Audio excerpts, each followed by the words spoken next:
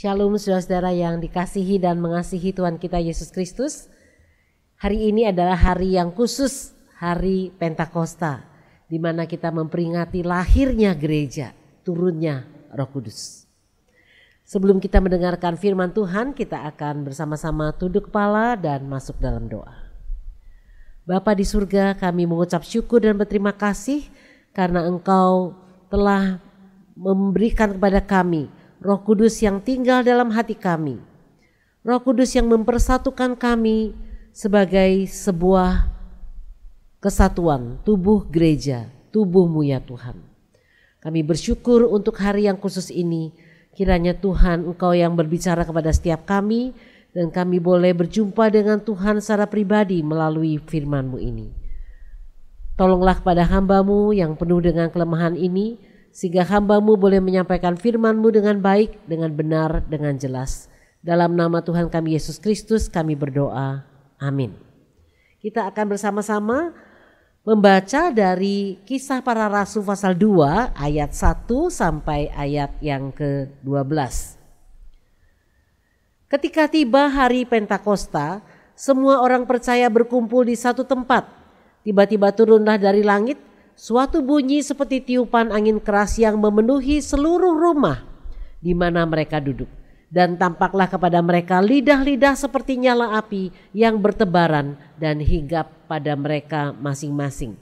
Maka penuhlah mereka dengan Roh Kudus. Lalu mereka mulai berkata-kata dalam bahasa-bahasa lain, seperti yang diberikan oleh Roh itu kepada mereka untuk mengatakannya. Waktu itu di Yerusalem diam orang-orang Yahudi yang saleh dari segala bangsa di bawah kolong langit. Ketika turun bunyi itu, berkerumunlah orang banyak.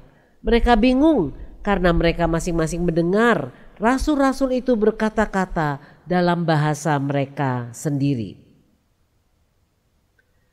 Ayat 7 sampai ayat 12, mereka semua tercengang-cengang dan heran. Lalu berkata, bukankah mereka semua yang berkata-kata itu orang Galilea? Bagaimana mungkin kita masing-masing mendengar mereka berkata-kata dalam bahasa kita sendiri, yaitu bahasa yang kita pakai di negeri asal kita. Kita orang Partia, Media, Elam, penduduk Mesopotamia, Yudea dan Kapadokia, Pontus dan Asia, Frigia dan Pamfilia, Mesir dan daerah-daerah Libya yang berdekatan dengan Kirene. Pendatang-pendatang dari Roma, baik orang Yahudi maupun penganut agama Yahudi, orang-orang Kristen, orang-orang Kreta dan orang Arab. Kita mendengar mereka berkata-kata dalam bahasa kita sendiri tentang perbuatan-perbuatan besar yang dilakukan Allah. Mereka semuanya tercengang-cengang dan sangat termangu-mangu sambil berkata seorang kepada yang lain, apakah artinya ini? Saudara-saudara sekalian, untuk mengenal latar belakang hari Pentakosta ini, kita akan mempelajari bahwa ada 3 hari besar Yahudi yang wajib dihadiri oleh semua pria dewasa Yahudi yang tinggal di sekitar radius 32 km dari Yerusalem. Hari raya apa itu? Hari raya Paskah, hari raya Pentakosta, dan hari raya Pondok Daun. Dalam Ulangan 16 ayat 16 dituliskan demikian. Kata Pentakosta itu dari kata Pentekostos, bahasa Yunaninya yang berarti 50, artinya 50 hari setelah Paskah. Jadi orang Ibrani biasanya menyebutnya hari raya Zavaut. Hari raya Pentakosta ini memang paling banyak dihadiri karena kondisi jalan paling baik. Ya, cuaca juga sangat mendukung. Apa makna Pentakosta bagi orang Yahudi? Ada 2. Yang pertama adalah mereka mengingat dan memperingati pemberian Taurat kepada Musa di Gunung Sinai. Ya, mereka adalah bangsa yang istimewa, bangsa yang khusus. Tidak ada bangsa-bangsa lain yang mendapatkan Taurat khusus, kitab khusus langsung dari Allah. Bahkan yang pertama itu tangan dan jari Allah sendiri yang menulis di loh batu itu. Hari Raya Pentakosta juga mempunyai makna pertanian. Ya, bangsa Israel membawa berkas-berkas gandum yang pertama, yakni buah sulung mereka itu kepada Tuhan.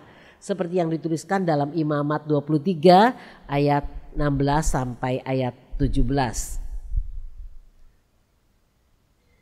Pada hari Pentakosta lahirlah umat sulung dari Kristus siapa? Yakni gereja Tuhan yang dipersembahkan kepada Bapa.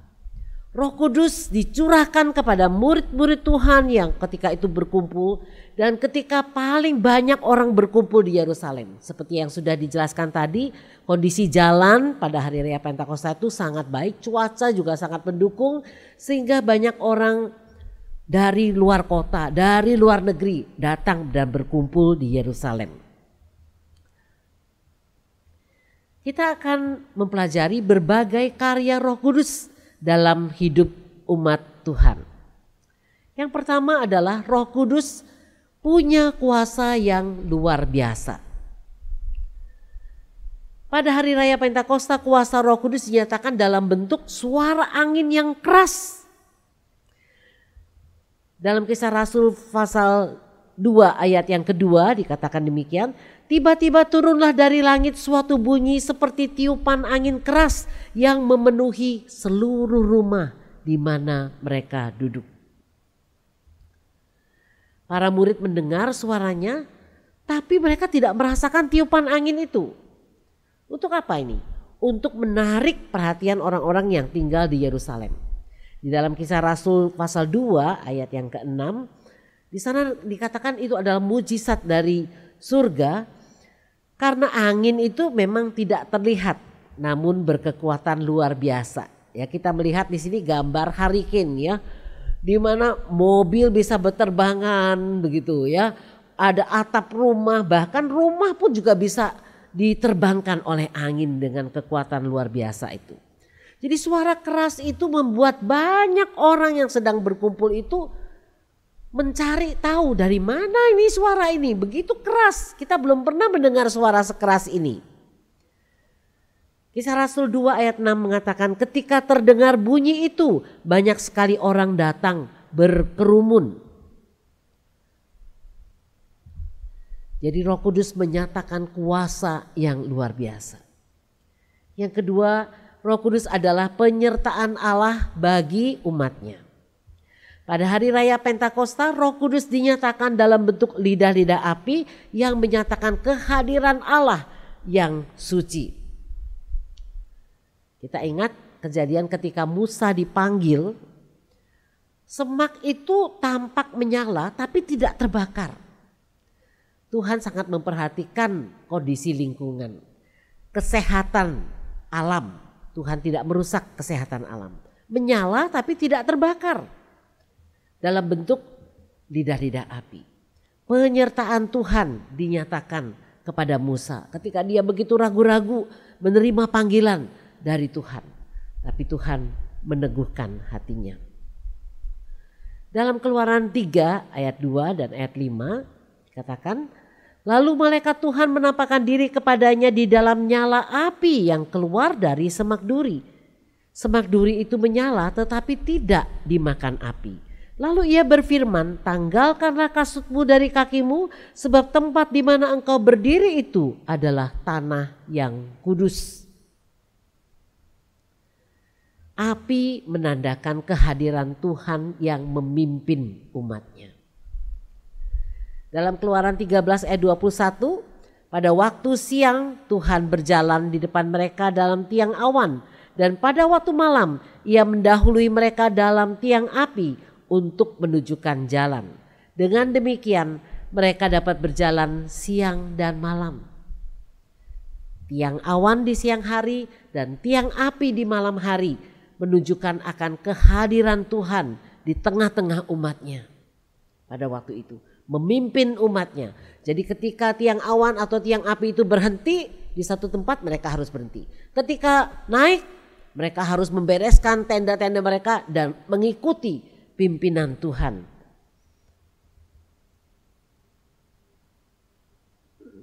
Api juga melambangkan penyucian. Ibrani 12 ayat 29 dituliskan, sebab Allah kita seperti api yang menghanguskan. Kalau kita mau menimbang emas, kita mau mencari emas dengan kadar emas yang tinggi, maka itu harus berulang kali dipanaskan. Supaya sampah-sampah yang bukan logam-logam yang bukan emas itu tidak akan naik. Yang emas akan naik sehingga hanya emas murni yang akan dihasilkan oleh api yang memanaskan ini. Roh Kudus dinyatakan dalam bentuk lidah-lidah api.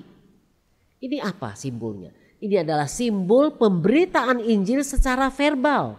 Bukankah Injil itu dinyatakan secara verbal? Kita berkata-kata, kita bercerita tentang Injil kepada orang lain. Kita menyampaikan kabar gembira, kabar keselamatan itu kepada orang-orang yang kita injili. Dan Roh Kudus memberikan kepada kita kuasa dalam bersaksi. Kata-kata yang sederhana, cerita yang sederhana, kesaksian yang sederhana, keluar dari hati yang sederhana, dipakai oleh Tuhan. Diberikan kuasa dalam bersaksi, dan kata-kata itu menyentuh orang-orang yang mendengarnya. Kisah Para Rasul pasal 1 ayat 8a dituliskan, tetapi kamu akan menerima kuasa kalau Roh Kudus turun ke atas kamu, dan kamu akan menjadi saksiku. Kata kuasa itu adalah dunamis. Dari kata dunamis ini kita mendapatkan kata dynamite. Ya, dinamit itu berkekuatan luar biasa. Satu dinamit yang kecil saja bisa meledakkan bukit batu yang cukup besar. Tuhan memberikan kepada kita kuasa ya untuk menjadi saksinya. Jadi sampaikanlah Injil dengan tidak ragu-ragu, dengan jelas, dengan berani, karena bukan kita nanti yang akan mengubahkan hati mereka, tetapi Roh Kudus yang akan mengubahkan hati orang yang mendengarnya. Kuasa Roh Kudus itu mempertobatkan hati orang-orang yang keras. Contohnya siapa? Contohnya Sadhu Sundar Singh. Sadhu Sundar Singh dipakai oleh Tuhan untuk mempertobatkan banyak orang yang belum mengenal Tuhan. Siapa lagi di Indonesia? Yusuf Roni misalnya. Dari latar belakang keluarga non-Kristen yang begitu ketat menjalankan ritual agamanya. Tetapi dia menjadi hamba Tuhan yang dipakai oleh Tuhan untuk mengabarkan Injil Tuhan. Roh Kudus menyatakan Injil dikabarkan dalam berbagai bahasa untuk berbagai bangsa.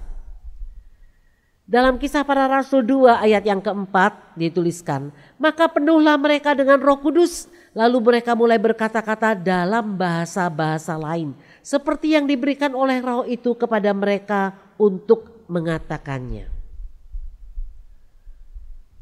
Roh Kudus diberikan untuk berbagai bangsa. Kita akan ulangi kembali membaca dari Kisah Para Rasul 2 ayat 7 sampai 11. Lalu berkata, bukankah mereka semua yang berkata-kata itu orang Galilea? Bagaimana mungkin kita masing-masing mendengar mereka berkata-kata dalam bahasa kita sendiri, yaitu bahasa yang kita pakai di negeri asal kita. Kita orang Partia, orang Media, orang Elam, penduduk Mesopotamia, Yudea, Kapadokia, Pontus dan Asia, Frigia dan Pamfilia, Mesir dan daerah-daerah Libya yang berdekatan dengan Kirene. Pendatang-pendatang dari Roma, baik orang Yahudi maupun penganut agama Yahudi. Orang Kreta dan orang Arab, kita mendengar mereka berkata-kata dalam bahasa kita sendiri tentang perbuatan-perbuatan besar yang dilakukan Allah. Orang-orang Galilea itu logatnya sangat khas. Ya. Kalau kita bandingkan dengan beberapa suku di sini tuh logatnya sangat khas. Langsung ketika dia berbicara kita akan tahu, oh dia itu dari Jawa Timur misalnya. Dia itu dari Bali, dia itu dari suku Sunda, dia itu orang dari suku Batak. Oh dia itu orang dari Ambon, dia orang dari Papua. Sangat khas ya. Cara mengucapkannya walaupun mereka sudah cukup lama tinggal di satu daerah tetapi cara pengucapannya itu khas sekali. Dan itu dikenal orang-orang Galilea itu sangat khas pengucapannya. Tidak mudah bagi orang-orang Galilea untuk berbicara dengan lancar dalam bahasa asing. Kalau saudara melihat baik orang Yahudi maupun penganut agama Yahudi itu berarti adalah kaum proselit. Jadi orang Yahudi tersebar di berbagai negara dan mereka menjadi orang-orang yang cukup penting di negara-negara itu. Mereka mengusahakan sekali, mereka menabung sepanjang tahun supaya pada hari Pentakosta atau kalau enggak hari Paskah atau hari raya Pondok Daun mereka bisa ada dan merayakannya di Yerusalem bersama-sama dengan umat percaya. Siapakah kaum proselit ini? Kaum proselit ini adalah orang-orang non-Yahudi yang ketika mempelajari agama Yudaisme mereka menemukan Allah yang satu-satunya yang hidup itu. Jadi mereka meminta menjadi penganut agama Yahudi. Itu disebut orang-orang penganut agama Yahudi, kaum proselit. Kita akan melihat di sini petanya dari mana saja mereka berasal. Nah, kita lihat di sini Yerusalem. Ada pendatang-pendatang dari Roma, ada dari Asia, Pamfilia, ada dari Pontus, agak jauh ya. Kapadokia, sangat jauh. Partia, Elam, Mesopotamia sebelah sana. Lalu ada Libya, ada Mesir ya, ada Arab dari berbagai bangsa. Mereka mendengar dengan jelas. Orang-orang Galilea ini ngomong dalam bahasa mereka sendiri. Bahasa yang tadinya tidak dimengerti. Jadi orang-orang ini karena baik orang keturunan Yahudi asli, mereka di negara mereka sudah jarang sekali berbicara dalam bahasa Yahudi. Jadi mereka tidak begitu fasih. Ya, mereka hanya datang ke sana untuk bisa beribadah bersama-sama. Tapi pemberitaan Injil yang dilakukan pada waktu itu dan menjelaskan siapakah Yesus yang menjadi juru selamat itu baru kali itu diberitakan dengan bahasa yang didengar oleh mereka. Bahasa ibu mereka, bahasa daerah asal mereka. Injil diberitakan dengan jelas sekali. Bahasa yang tadinya tidak dimengerti sekarang dibuat dimengerti oleh banyak bangsa. Puji Tuhan. Di dalam perjanjian lama kita tahu bahwa yang dikaruniakan Roh Kudus hanyalah para imam, para raja dan para nabi. Dan orang-orang tertentu misalnya Besaleel dan Aholiab yang mendapatkan tugas khusus dari Tuhan. Hanya orang-orang tertentu saja. Tapi dalam perjanjian baru kita mempelajari bahwa Roh Kudus dikaruniakan kepada semua orang yang percaya kepada Tuhan Yesus. Efesus 1 ayat 13b sampai 14a dituliskan demikian firman Tuhan. Kalian percaya kepada Yesus Kristus, karena itu Allah memberi tanda miliknya kepadamu, yaitu Roh-Nya yang dijanjikannya. Roh itulah jaminan bahwa kita akan menerima apa yang telah dijanjikan Allah kepada umat-Nya. Ini memberi keyakinan kepada kita bahwa Allah akan membebaskan umat-Nya.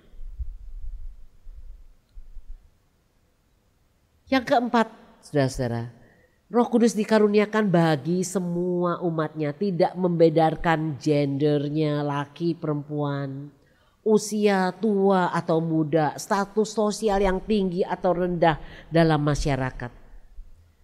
Dalam Kisah Rasul 2 ayat 17 sampai 18a dituliskan demikian. Allah berkata, pada akhir zaman aku akan mencurahkan Rohku ke atas semua orang. Anak-anakmu yang laki-laki dan anak-anakmu yang perempuan akan memberitahukan kepadamu hal-hal yang aku beritahukan kepada mereka. Orang-orang mudamu akan melihat hal-hal yang aku perlihatkan kepada mereka. Orang-orang tuamu akan bermimpi tentang mimpi yang aku berikan kepada mereka. Kepada hamba-hambaku pun, baik laki-laki maupun perempuan, akan kucurahkan rohku pada hari-hari itu. Ini diambil dari terjemahan bahasa Indonesia sehari-hari, supaya lebih memudahkan kita mengerti dan memahami firman Tuhan. Yang kelima, Roh Kudus diberikan untuk memuliakan Yesus. Dalam Kisah Rasul pasal 2 ayat 36 dikatakan, jadi seluruh kaum Israel harus tahu dengan pasti bahwa Allah telah membuat Yesus yang kamu salibkan itu menjadi Tuhan dan Kristus. Salib itu adalah lambang kehinaan dan lambang kutukan. Orang-orang yang terhina adalah orang-orang yang pada waktu itu sampai diberikan hukuman salib. Hukuman yang sangat membuat seseorang menderita. Karena orang itu tidak bisa mati dengan cepat. Tapi matinya bisa lama sekali. Penderitaan yang ditanggung luar biasa.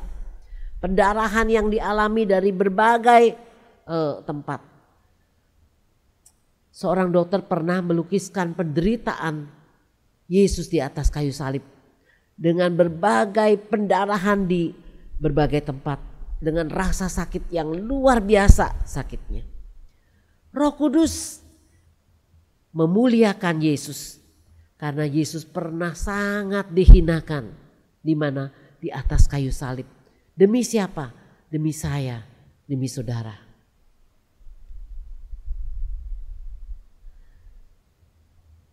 Yohanes 16 ayat 14a dikatakan, ia atau Roh Kudus akan memuliakan aku atau Yesus.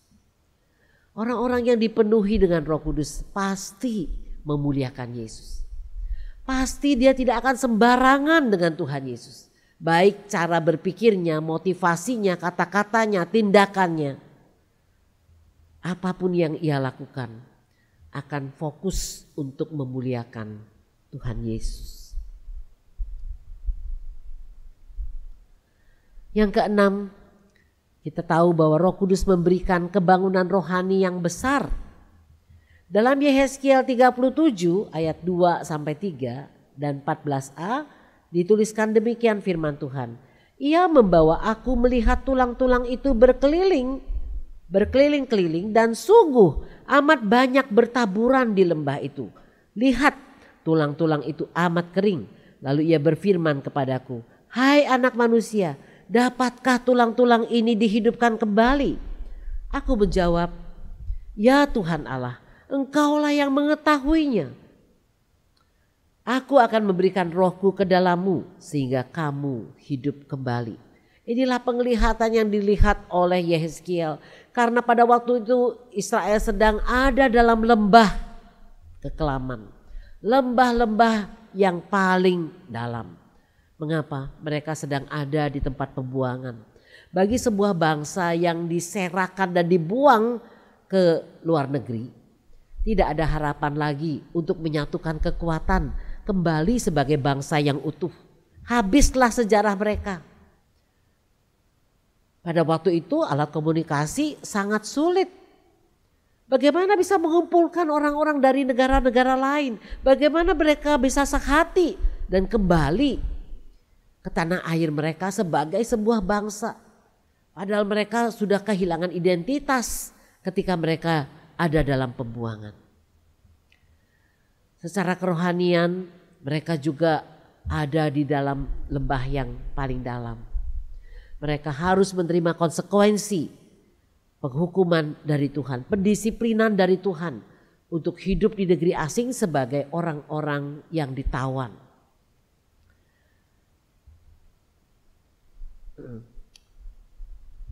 Tidak mungkin bukan kalau kita melihat sudah jadi tengkorak, sudah jadi rangka, masa bisa hidup kembali. Tapi kata Tuhan, tidak ada sesuatu pun yang mustahil bagi Tuhan. Tuhan akan memberikan rohnya dan menghidupkan umatnya. Roh yang dimaksud adalah Roh Kudus yang akan menghidupkan kerohanian umatnya. Kebangunan rohani itu diperlukan kapan? Sangat diperlukan pada saat sebagian umat Tuhan sudah menyeleweng, sudah keluar dari ajaran firman Tuhan yang murni, dari jalur firman Tuhan yang murni. Mimbar-mimbar, sebagian mimbar-mimbar itu memberitakan lebih banyak kesaksian, memberitakan bagaimana tentang kuasa roh jahat lebih banyak daripada memberitakan Injil Tuhan.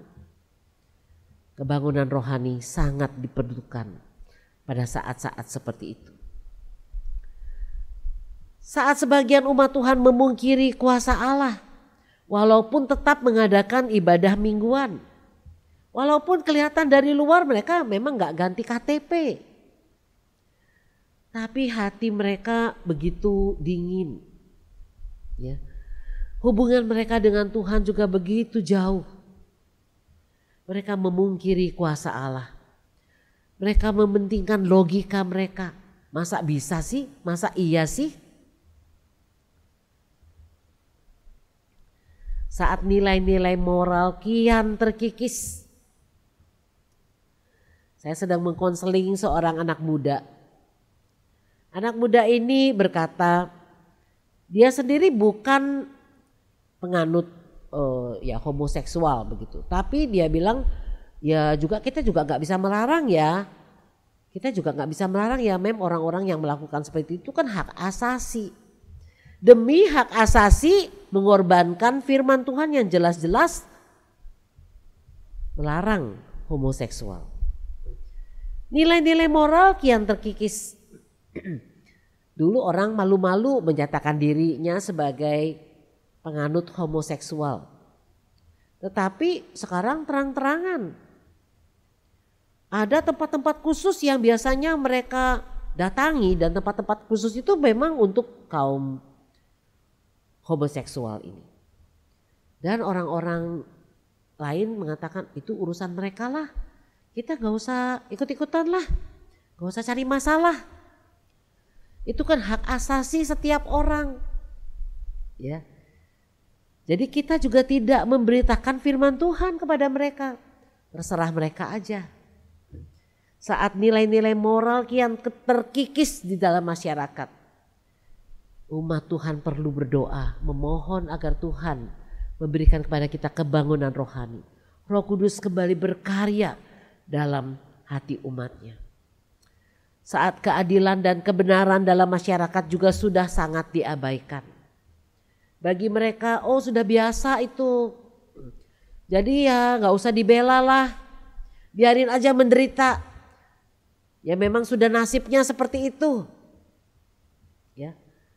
Tapi orang-orang yang dipenuhi dengan Roh Kudus akan menyatakan kebenaran, akan menyatakan keadilan dalam masyarakat.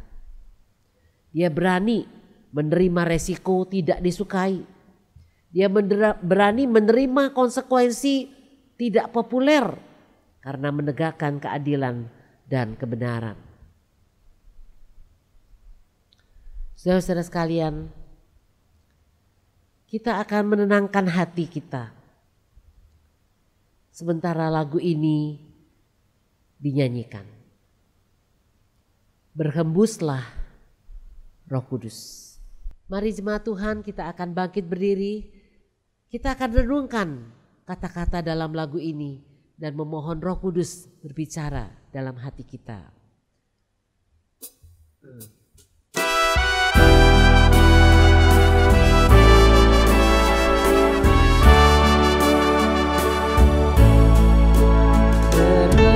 Berhembuslah Roh Kudus di tempat ini. Berhembuslah Roh Kudus dengan kuasa-Mu. Pulihkanlah gereja-Mu di akhir zaman. Berhembuslah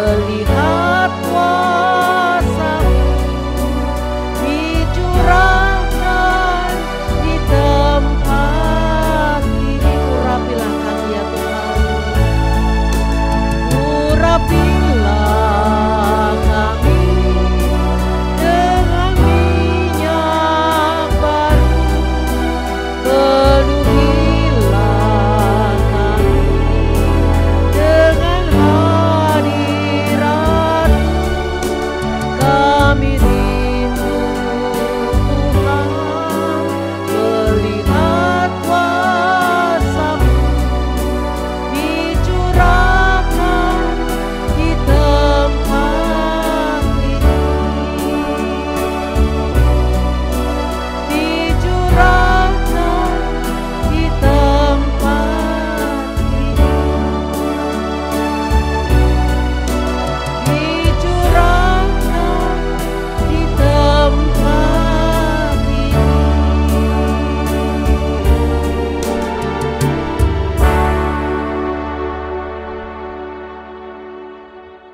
Mari kita bersatu dalam doa. Bapa di surga, Engkau menilik hati kami masing-masing. Engkau mengenal hati kami yang terdalam. Apakah kasih mula-mula itu masih ada dalam hati kami? Apakah kerinduan kami untuk memuliakan Tuhan melalui hidup kami, melalui perkataan kami masih tinggi? Tuhan, Engkau yang menilik dalam hati kami. Apakah kerinduan kami akan jiwa-jiwa juga masih dalam? Kerinduan kami agar jiwa-jiwa diselamatkan dan mendengarkan Injil Tuhan. Apakah hati kami terusik ketika melihat ketidakbenaran dan ketidakadilan dijalankan dengan begitu masif? Apakah hati kami masih berbicara kepada kami ketika kami melihat nilai-nilai moral begitu rendah dalam masyarakat? Kami tidak menangisi lagi generasi muda kami. Kami membiarkan mereka mengikuti jalan yang mereka inginkan. Tuhan yang menilik hati kami masing-masing. Kiranya Roh Kudus bekerja dalam hati kami. Hari Pentakosta ini menjadi hari Pentakosta yang berbeda dengan yang lain. Karena hari ini Tuhan menilik hati kami masing-masing dan Roh Kudus mengurapi setiap kami. Untuk mengingat kembali firman-Mu, untuk melakukan apa yang menjadi tugas kami, menuntaskannya karena kuasa untuk pemberitaan Injil telah diberikan. Penyertaan Tuhan begitu nyata dalam hidup kami. Terima kasih Tuhan untuk hari yang khusus ini kami boleh beribadah bersama-sama baik di rumah Tuhan maupun di rumah kami masing-masing. Dalam nama Tuhan kami Yesus Kristus kami berdoa. Amin.